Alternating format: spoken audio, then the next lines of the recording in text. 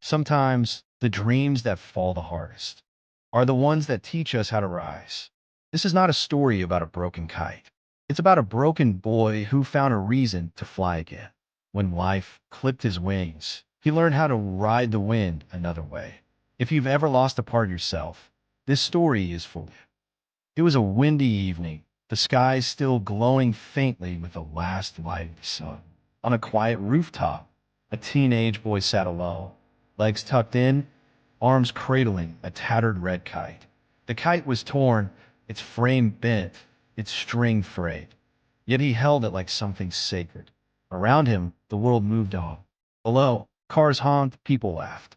But he sat still, as if time had forgotten it. His eyes weren't just sad, they were hollow, as if the wind had taken more than his kite. He once dreamed of flying. Now he only watched from below, grounded not by gravity, but by grief. Rewind to a brighter time. A sun-drenched field stretches out, golden grass waving under a summer breeze. Laughter pierces the sky as the boy runs across the field, feet bare, his red kite soaring above. He is light, he is free. The string dances in his hand, and his eyes sparkle like the sky itself. To him, flight was not fantasy, it was memory. He believed the sky belonged to him. That joy was something he could hold on to. There were no limits, no barriers, just wind, sun, and dreams. He wasn't just flying a kite, he was flying with it. Then came the moment that changed everything. It was supposed to be another regular day. Sunny skies, school bag over his shoulder, his kite carefully tucked inside. He was riding his bike down the familiar hill near his house, planning to stop by the park. But in a blink, it all shattered. A screech of brakes, a flash of panic, a car too fast, his body thrown, his kite flying one way, he the other. People ran toward the scene. Sirens, shouts, confusion. The last thing he saw before everything turned to black was the red kite floating downward, catching on a tree branch, like a final breath of freedom before silence. The hospital room was white, sterile, and still. The boy lay motionless, eyes open but unfocused, as monitors beeped steadily beside him. Days blurred together. He spoke little, ate little. His body, though bruised and bandaged, was recovering. But something deeper had fractured. Doctors told his family he might walk again, eventually. But no one could promise when, or if his spirit would return with his steps. The red kite had been retrieved, torn and bent, and now rested on the table by the window. The nurses didn't know why he asked for it. He never touched it, just stared. Each day, the wind outside called to him. But inside, he stayed silent. One morning, the door creaked open softly. His little sister entered, tiptoeing as if afraid to disturb the silence that had wrapped around her brother like a heavy blanket. She didn't bring flowers or balloons. Instead, she placed a small box on the table beside the red kite. Inside, she had crafted a new kite frame, uneven, fragile, but built with hope. I don't know if it'll fly, she whispered, but maybe it doesn't have to.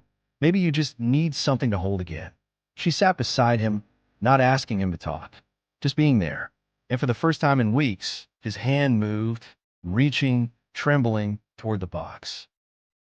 Rehabilitation was brutal. It wasn't the pain that hurt the most, it was the helplessness.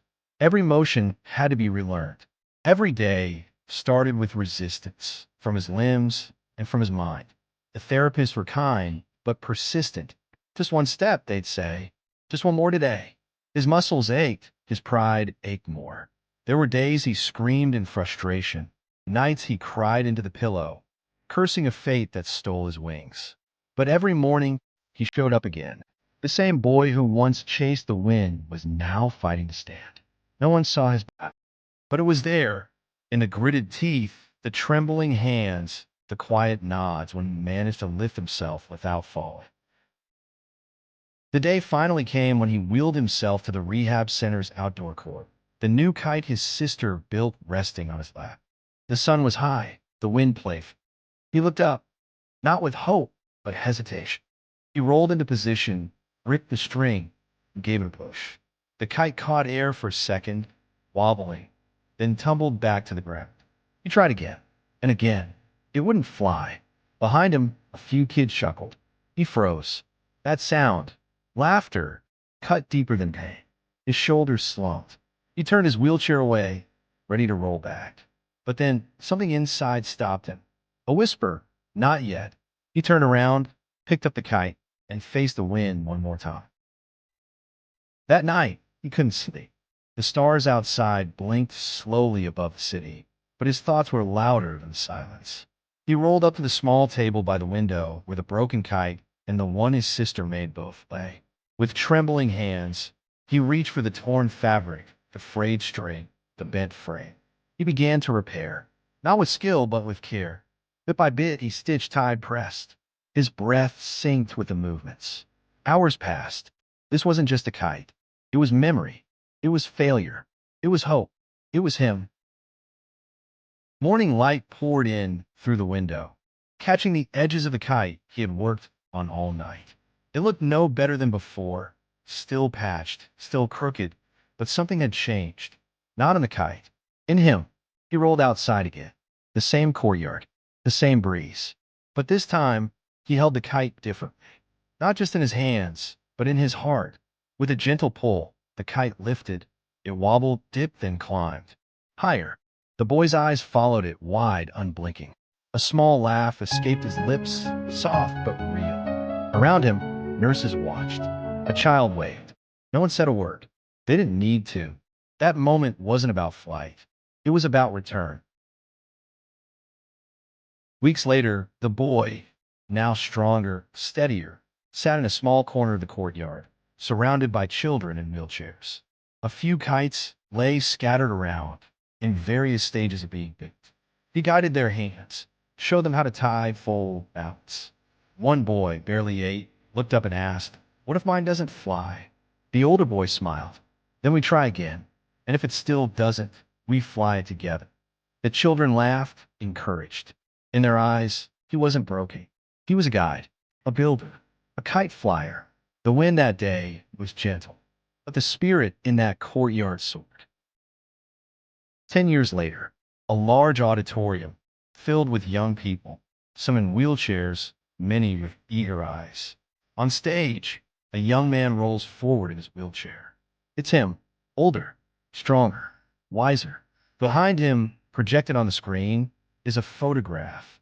A boy, a broken kite, and a rooftop. He begins to speak. Calm, clear, unwavering. I used to think I needed legs to chase dreams. But now I know you only need purpose and someone to believe in you, even when you don't. The crowd is silent.